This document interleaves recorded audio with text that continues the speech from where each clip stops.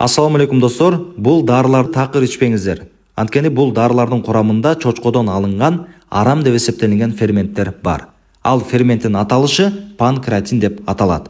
Панкреатин кошулмасы бул бир гана чочкодон алына турган фермент. Жана ал көптөгөн дарыларда жана биологиялык активдүү кошулмалардын курамында кезигет. Мен алдыда сиздерге дал ушул панкреатин кошулмасы камтылган дарыларды жана биологиялык активдүү кошулмалардын тизмесин чыгарам. Буларды сатып алгандан этият болуңуз. Тасманы акырына чейин көрүңүз, пайдалуу болсо лайк басып, башкаларга бөлүшүп коюңуз. Ассаламу алейкум.